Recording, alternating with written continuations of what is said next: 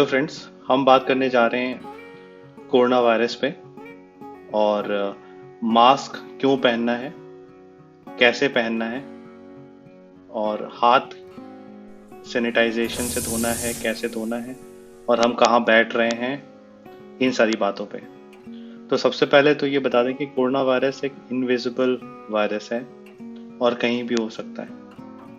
हमारे शरीर में कोरोना वायरस को एंटर करने के लिए वो नाक से एंटर कर सकता है, जो कि मोस्ट कॉमन प्लेस है जिससे वायरस शरीर में जाता है। ज़्यादातर वायरस मुंह से या आंख से उतना इफेक्टिव नहीं होता जितना नाक से होता है, क्योंकि नाक से वो सीधे लंग्स में जा सकता है, ब्लड में मिल सकता है और बाकी सारे जगह में जा सकता है। तो नाक से जाने के लिए अगर हमारे आसपास में कोई ऐसा है जो खांस रहा है या छींक रहा है, तो उससे कोरोना वायरस स्प्रेड हो सकता है।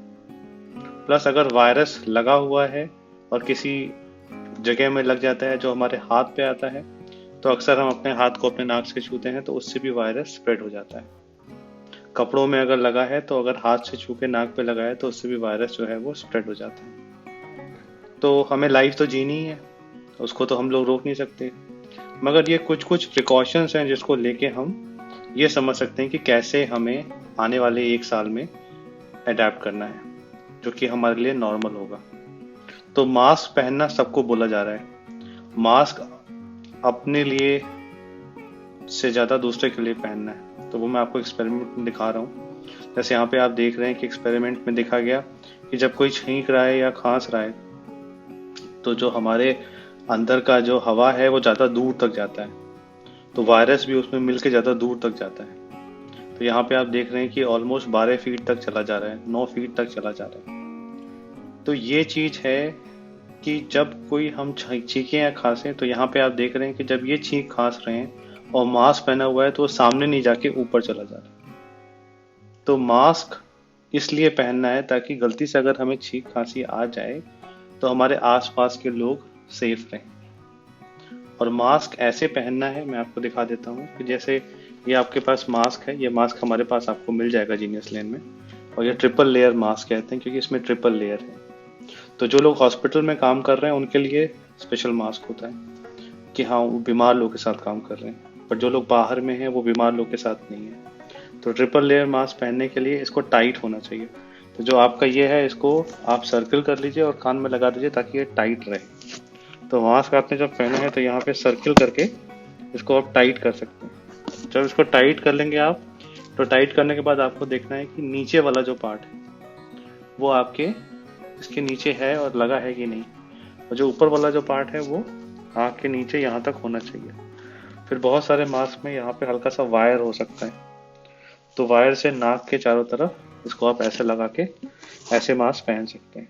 मास्क पहनने के बाद अपने आसपास कोई अगर है तो देख लीजिए कि वो चेक कर ले कि आपका नीचे से ये ढका है कि नहीं, और ऊपर में ये नाक के पास लगा है कि नहीं, और ये एरिया दबा है कि नहीं।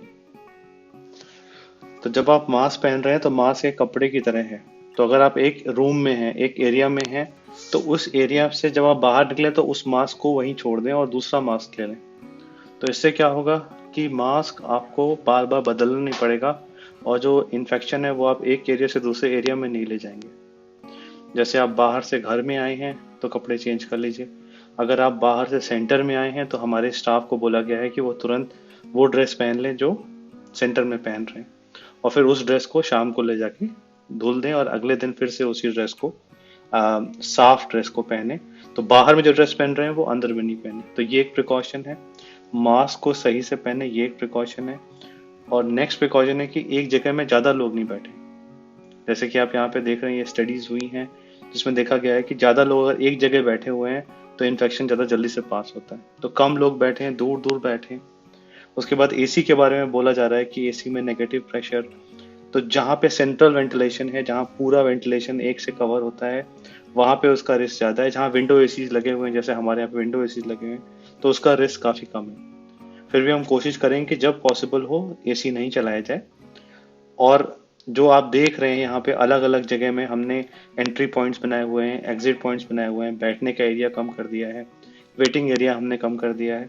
तो ये सारी चीज़ों को आपको फॉलो करना है ताकि आपके बच्चों में रिस्क कम से कम रहे और सेंटर के जो कॉम्प्लायंसेस हैं वो हम चला सकें। उसी तरह से ऑटोमेटिक टेम्परेचर, ऑटोमेटिक हाथ साफ करने वाला, ये सारी चीज़ें हमने कर दी हैं।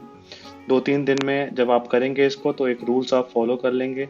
और जब आने से पहले आप जरूर बात कर लीजिए कि हम लोग कितने लोग आए, कितने लोग नहीं आए। हो सके अगर वेट भी करना है तो एक ही लोग आए, पूरी फैमिली ना आए।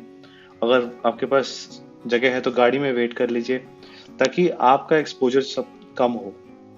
तो यही हमारे लिए अभी न्यू नॉर्मल है। और इसको लेके कोई और आपके सवाल हो तो आप मुझसे पूछ सकते हैं।